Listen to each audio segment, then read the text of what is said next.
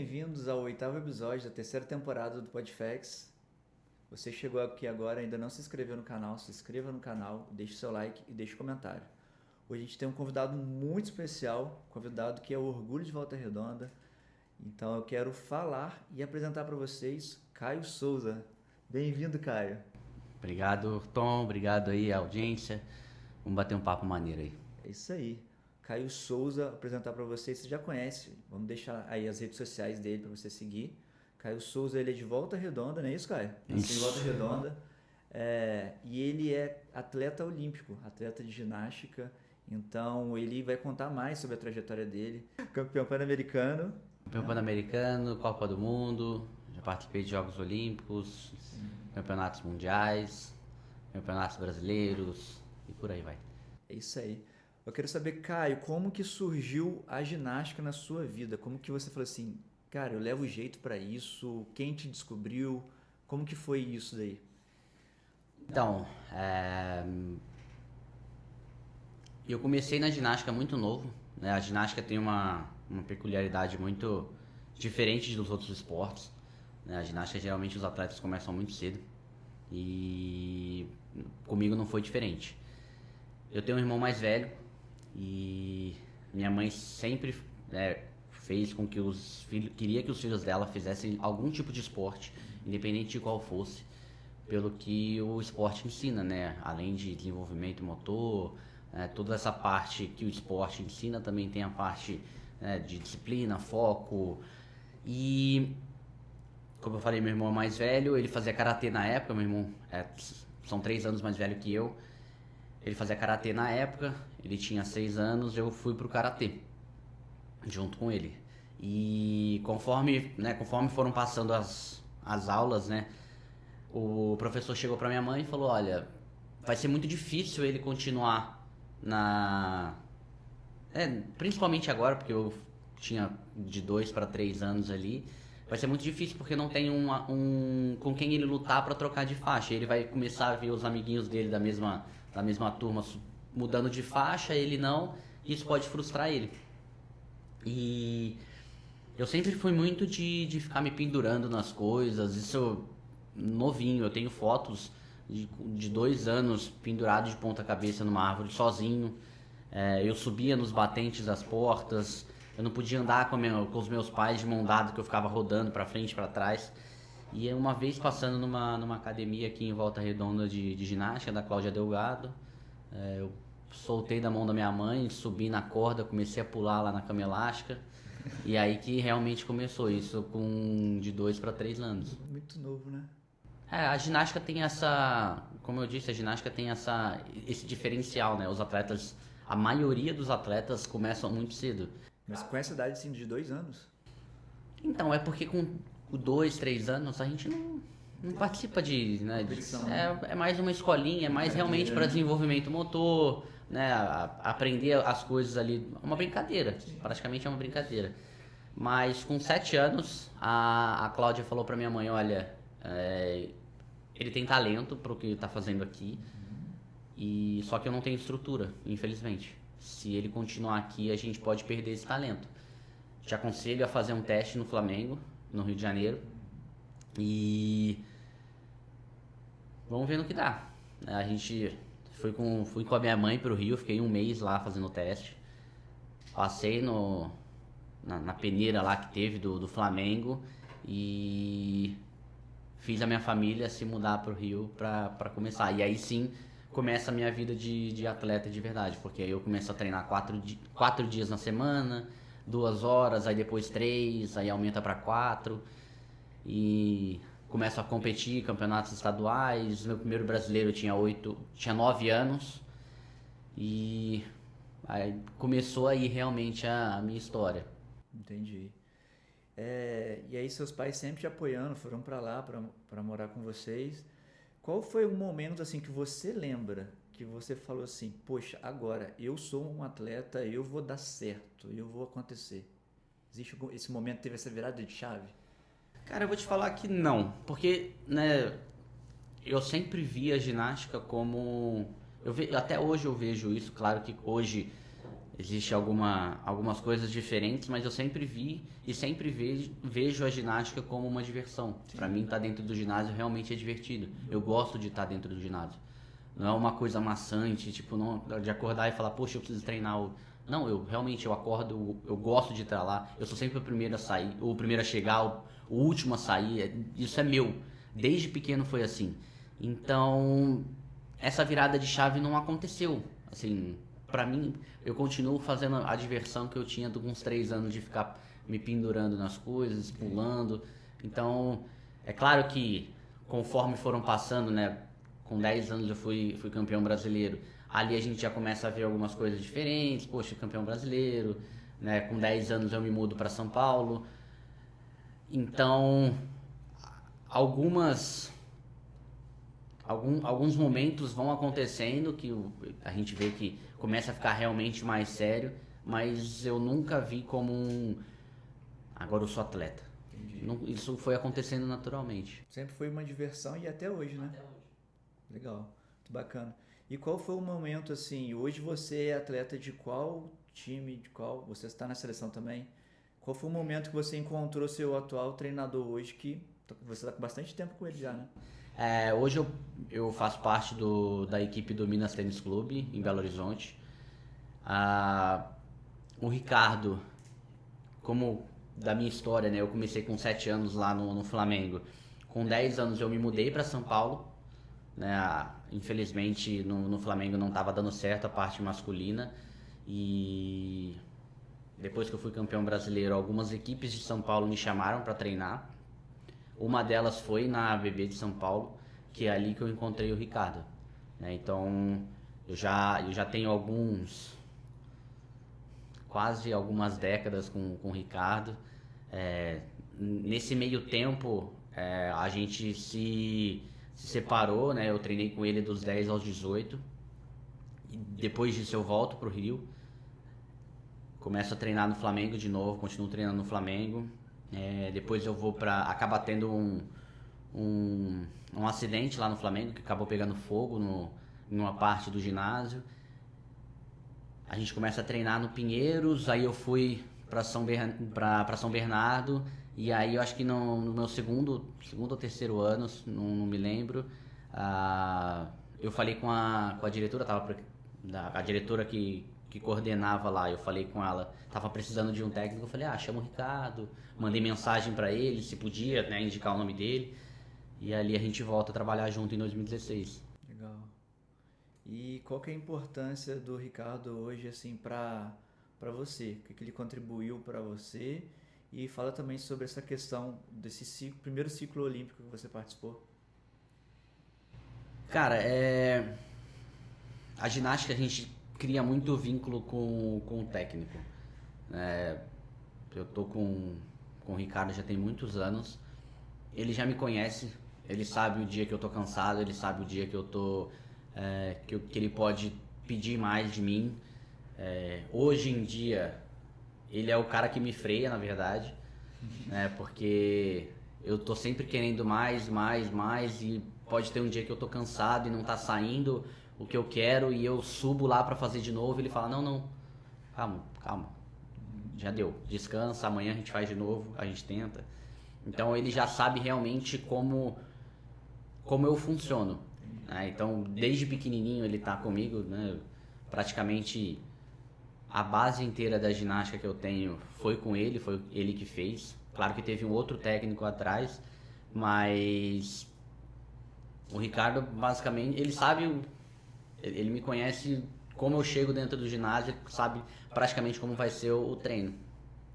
E uma coisa muito boa é que eu participei, né? Eu participei dos Jogos Olímpicos de Tóquio e ele participou desse ciclo todo junto comigo, né? Quando ele entrou em 2016, depois do Rio. Então a gente ficou junto, né, a partir de 2017 até a pandemia 2020. Aí depois disso teve lá todo, né, o isolamento, a gente voltou a treinar, a gente fez um treinamento em Portugal, na Missão Europa do COB. Voltamos, depois disso a gente viaja para Tóquio para fazer as Olimpíadas. E, poxa, eu não sei te responder muito bem como foi as Olimpíadas, porque eu nunca tinha ido. É claro que eu sei o que eu vejo na televisão, que os meus amigos já foram nas Olimpíadas me falam, mas para mim aquela Olimpíada foi anormal, para mim, né? Não ter público, claro que eu tô acostumado com competições, campeonatos mundiais, brasileiro, tudo com arquibancada cheia, mas em Jogos Olímpicos eu ainda não sei o que é ter essa experiência de público. Entendi. Foi bem atípica, né? Sim, foi completamente. Para você acredita que com o público você vai desenvolver mais? Olha, pra te falar a verdade, assim, o brasileiro tem muito dessa questão né, de gostar de torcida e tudo mais. Claro que é muito bom, a gente sempre gosta quando as pessoas estão dentro do ginásio torcendo, mas quando eu tô lá dentro eu não escuto nada, eu não vejo nada. É impressionante, assim, né? O quanto a questão do treinamento faz diferença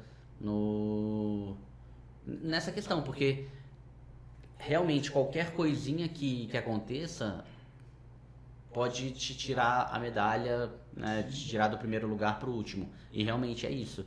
Então, a gente treina essa parte também de foco para não prestar atenção no que está acontecendo, só no que a gente tem que fazer. E então, assim, eu de verdade eu não lembro como era a arquibancada por mais que ela estivesse vazia, eu não lembro como era a arquibancada da Olimpíada, porque eu realmente estava focado no que eu precisava fazer. Muito bom.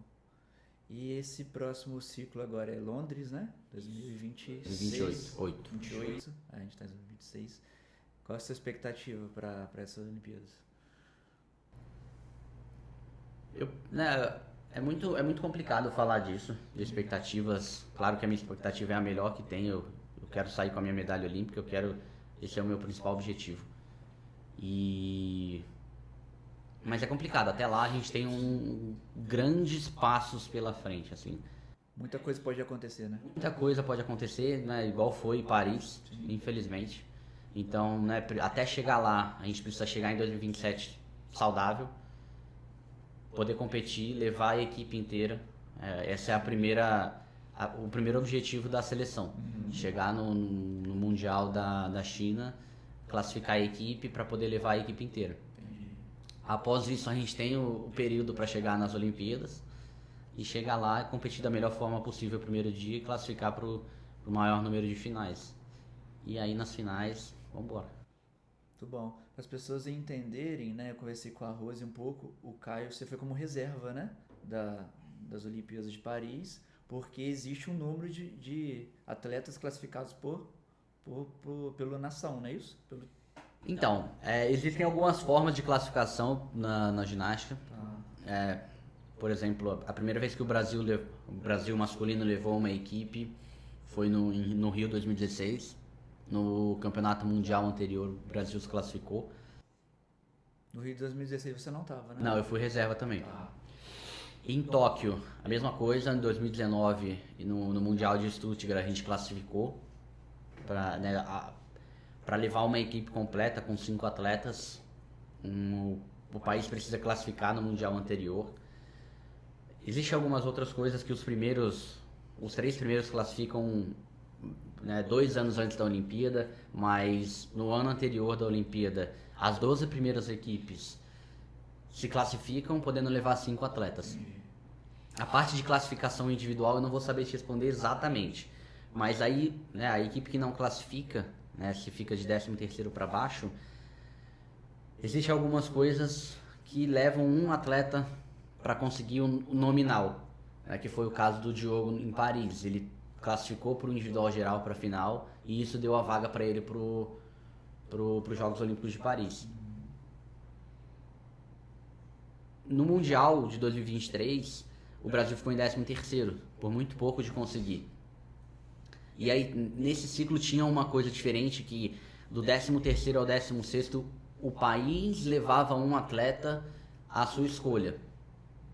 E depois disso a gente teve competições, tiveram 4 Copas do Mundo, que também davam vagas para os Jogos. Então, por isso que o Brasil levou duas pessoas para Paris, né, que foi o Diogo e o Nori, e eu estava como reserva. Então,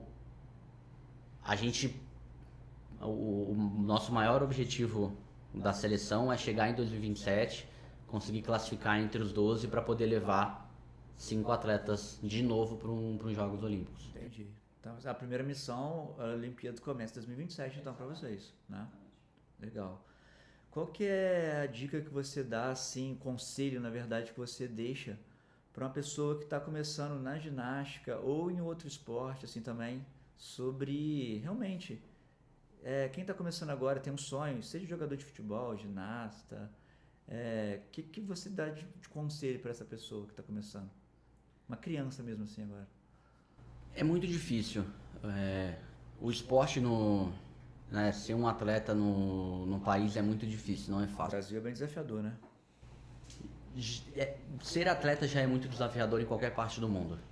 No Brasil, eu acho que alguns esportes isso eleva um pouquinho a dificuldade. É claro que depende muito da pessoa. No caso, eu tenho o meu irmão, ele acabou seguindo depois para a parte do futebol, né, esporte coletivo. Eu fui para o esporte individual mas assim, eu vi, né, e vejo algumas similaridades nessa questão. Assim, a pessoa precisa querer muito. Ela precisa querer muito mais do que qualquer outra pessoa, né? São pouquíssimas pessoas que conseguem chegar aonde qualquer pessoa quer. São poucas pessoas. Então, vai ser muito difícil. Esse é o principal, é muito difícil, mas eu sempre falo isso. Hoje eu tenho 32 anos, sou atleta há 29 que eu comecei a ginástica. Tenho 7 cirurgias ortopédicas, uma nas costas, uma no joelho, 5 nos tornozelos.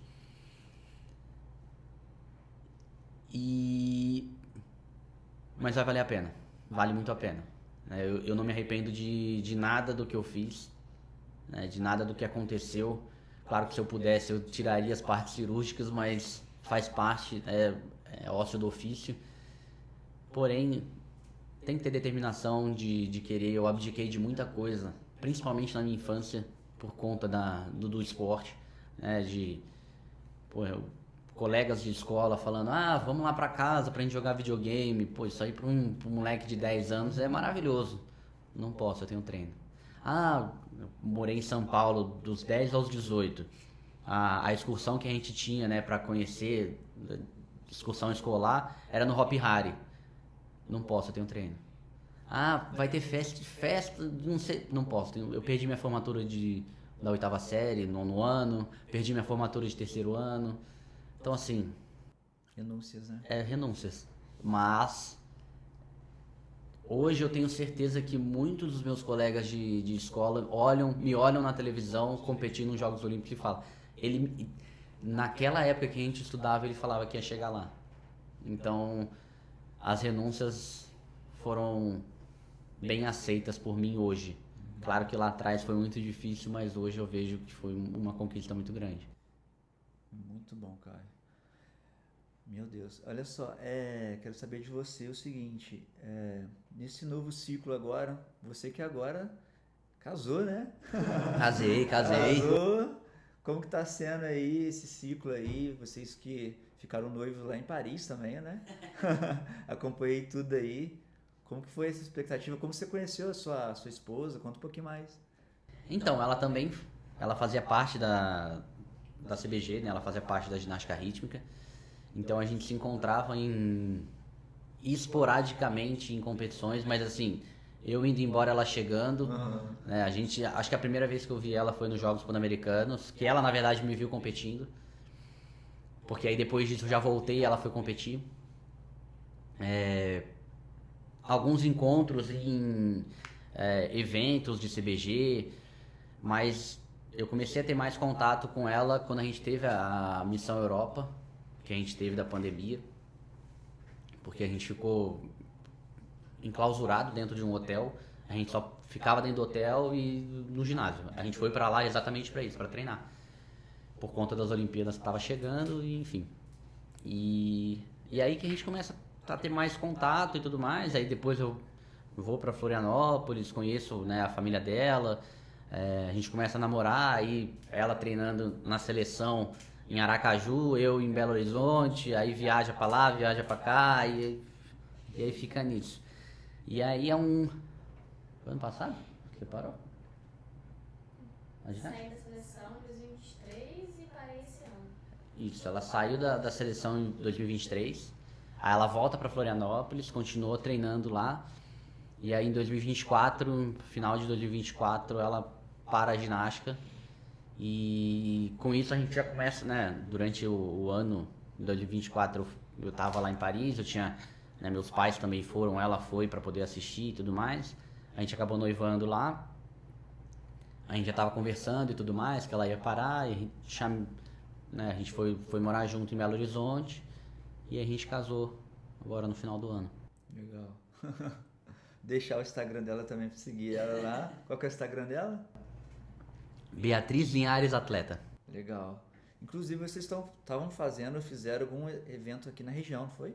CrossFit. Isso, a gente fez uma clínica de CrossFit lá em Resende. E, foi super bacana. Deixar um abraço aqui pro pessoal lá, CrossFit Resende. Acho que foi uma clínica bem bacana lá, o pessoal gostou. Eu espero que tenha gostado. E pra mim foi bem bacana, pra gente foi bem legal. Bacana demais. Cara, a gente tá chegando quase no finalzinho do nosso podcast. E eu sempre faço uma pergunta final para todos os convidados. Então eu quero fazer para você que já conheceu. Quantos países você já conheceu? Tem noção, assim? Por alto, assim? 29? 29, caraca. Eu acho que são 29. 29 ou 19. Eu tenho um aplicativo no telefone que marca onde eu já passei, mas acho que é isso aí. Uma coisa com 9. Não, eu acho que é isso aí. Eu acho que foi isso aí, porque aqui na América do Sul eu conheço quase todos por conta de... Mas é assim, conhecer não é conhecer, turistar, Não, mas você já pisou lá. só pisar, porque realmente a gente pisa, é hotel, ginásio, hotel. Se der, a gente conhece alguma coisa. Um shopping, um negócio assim. É isso. Aqui na América do Sul, quase todos. América Central conheço bastante. América do Norte, eu já fui para os 3. Europa, Ásia. Não foi pra Oceania. Eu acho que o único continente que eu não fui, tirando a Antártida, porque não dá pra ir pra lá, mas é a Oceania. Mas assim, foram bastantes. Legal. Bastante país. Bacana, não é à toa que a gente tá gravando na Chique Viagens também, né? Que pode te levar para qualquer lugar do mundo aí. Então já fica a dica aí pra Chique Viagens. Se quiser viajar igual o Caio aí, ó. Qualquer destino, Oceania, é com a Chique Viagens, Ana Paula, tamo junto. Eu quero fazer a pergunta pro Caio, é o seguinte: você que já viajou para tantos países, se você pudesse deixar uma mensagem para esses países que você foi e todos eles, para todas as pessoas da Terra, uma única mensagem, como se fosse uma postagem no seu Instagram, na língua materna da pessoa, que ela vai ler e ela vai entender. Uma mensagem, um conselho que a pessoa vai ler e depois vai sumir essa mensagem. Mas todo mundo da Terra vai ouvir essa mensagem. Qual seria essa mensagem que você deixaria? Isso é profundo, hein, cara? Não, acho que... Porque a minha vida inteira foi baseada em esporte, né? Então... acho que aproveita a vida, ela passa rápido, aproveita cada momento, cada segundo que você puder, porque passa muito rápido, cara. Eu lembro até hoje eu chegando no Flamengo com 7 anos, e hoje eu tenho 32, e foi muito rápido, parece que foi ontem. Então acho que aproveita a vida porque ela vai passar rápido. Hoje encontrei o Caio do nada, né? Aleatório. Eu tinha que falar isso. Porque eu saí pra pedalar de manhãzinha, aí chego na padariazinha lá, enquanto o Caio, a esposa dele lá, o pai dele. Eu falei, é verdade isso aqui mesmo? Tô encontrando com o Caio, já tá na hora do podcast. E aí eu fiquei pensando nisso. Eu já tava pensando nas perguntas que eu ia te fazer. E eu subi um morro muito alto, muito alto. E demorou uns 30 minutos pra subir esse morro. E aí eu tava curtindo na subida, suando, subindo. E na descida foi muito rápido. Então é isso que você falou. Todo o processo ele demora, mas a gente precisa aproveitar esse momento. Porque esse momento do processo, da subida, ele vai doer um pouco mais, mas é um processo mais legal. Porque depois o outro do morro vai ser mais rápido, mas vai passar tão rápido que você nem vai perceber. Isso a gente vê bastante no esporte, né? Porque assim, todo mundo quer ganhar. Infelizmente, a gente só tem 3 lugares no pódio. Sim.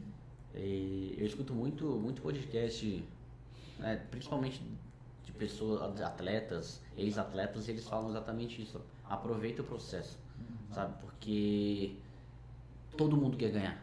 Sim. E tem que imaginar que, né, pelo esporte, tu olha o tanto de atleta que tem no mundo para conseguir aqueles 3 lugares. E assim, eu posso estar treinando o máximo que for. Vai ter outra pessoa que vai estar treinando mais que eu. Sempre vai ter alguém. Sempre vai ter. E então, aproveita o processo. Porque a hora que chegar lá, se for, sabe, se você não curtiu não curtiu o processo inteiro, a vitória não vai ser. A vitória vai ter um gosto diferente. Se você conseguir curtir, saber né, o que você fez, entender o que você fez para poder chegar lá, isso aí com certeza traz um peso diferente pro resultado. Entendi. Pegando um pouco no gancho, você falou sobre renúncias aí, como que era um processo para ser um atleta assim de alta performance na questão de alimentação? É tudo muito regrado? Tem que abrir mão de algumas coisas?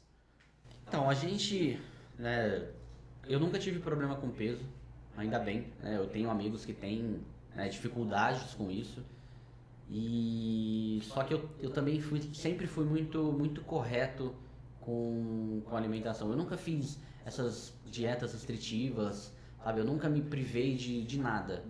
Porém, com algum tipo de... beleza, vai sair pra comer? Pô, sai no fim de semana uma vez, vai numa hamburgueria, quer comer alguma coisa diferente, quer comer um doce? Pô, ok. Mas também não vai no excesso. Sim. Não vai comer todo dia, sabe? Então, eu nunca tive esse problema. Então, assim, isso é uma coisa que as pessoas me perguntam muito. Nossa, mas você faz aquelas dietas de... Não, cara, eu como tudo que eu quero, eu como.